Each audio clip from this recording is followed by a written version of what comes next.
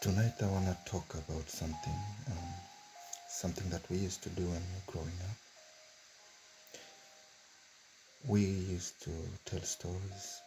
Our grandmothers, our grandparents used to tell stories after we've eaten or just before people went to sleep. Sometimes it was that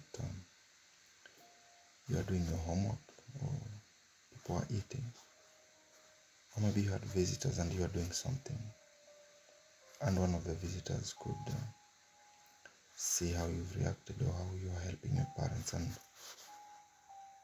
they would um, they would do this. They would say these short stories that had a moral behind it, a teaching behind it. And some of these teachings, they were biblical, not because people read the Bible, but we had the same values. We have the same values. I'm talking about people from Africa. We were being taught through these stories to respect our parents, to be wise, more so than to show our chests and think that we are strong in everything. We were taught to respect each other. So these are stories that helped us, and for me it was a way to know that you could get education. You could get education in life, a moral education. So I want to share with you a story that my parents used to tell us. This is a story about the lion and the rabbit.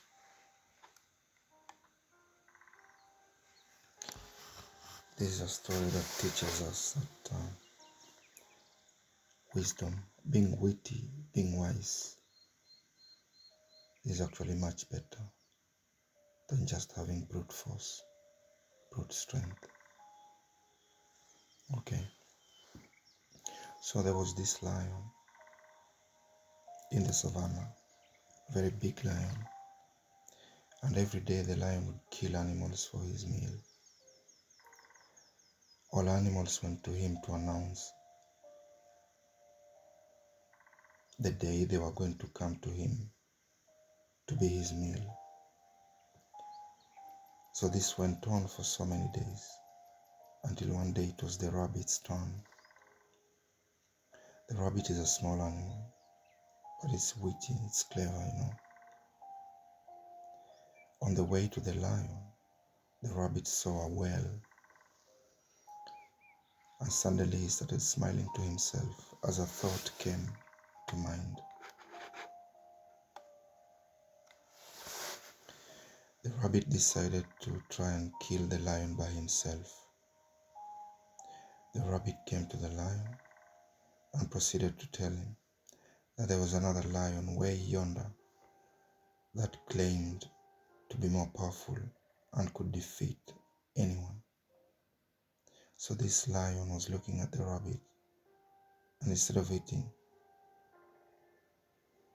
was just thinking, I'm going to be eaten by another lion. This lion laughs out aloud, stretches out its mane, and broadens its shoulders as if to reassure itself of its strength. And then what does the lion do now? The lion asks the rabbit to show the way to this other lion so that the matter could be settled once and for all. Who's stronger than any other animal. The rabbit leads the way. The lion behind, the rabbit in front. And the rabbit walks all the way to the well, turns around and says, This is where I met the other lion, boasting way about how there wasn't any other strong lion. The rabbit points to the well. When the lion looked in the well, he saw his own reflection, got so angry, and in haste just jumped in the well, and realizes a bit too late that the well was deep, and the lion dies. So what is the moral here of the story? With wisdom, you can defeat the mighty. You look at the world today and what is going on. The mighty have been put down by people who are using their minds, who are strategists, who are wise. And that's just what the Bible says about the wise and the mighty. Like in the Proverbs 21:22. One who is wise can go up against the city of the mighty and pull down the stronghold in which they trust. This verse teaches that the one who is wise defeats the mighty, while most of us were brought up to think the opposite. It's like we were misinformed. Admittedly though, sometimes it may seem that being mighty is the big thing, right? But at the end of the day, that will just not be enough.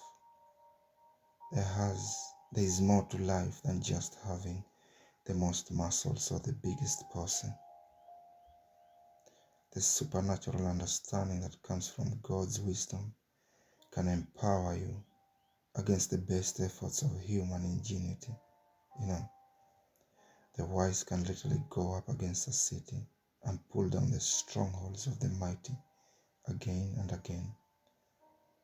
One of the big reasons it works this way is the focus of each of these two words that have been used in the verse, the wise and then the mighty.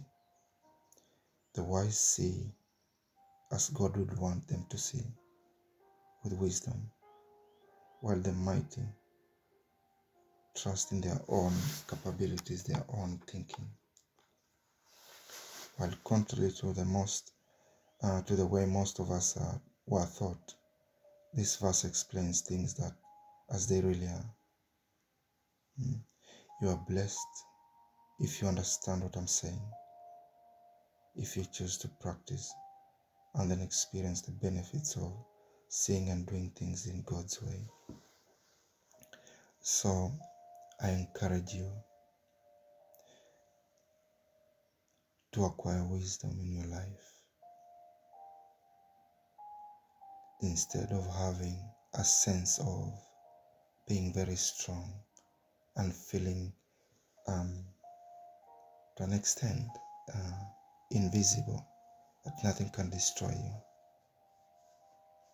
It is foolish to think that way. And this is one of the stories that has helped me to know that I'm strong, but to also know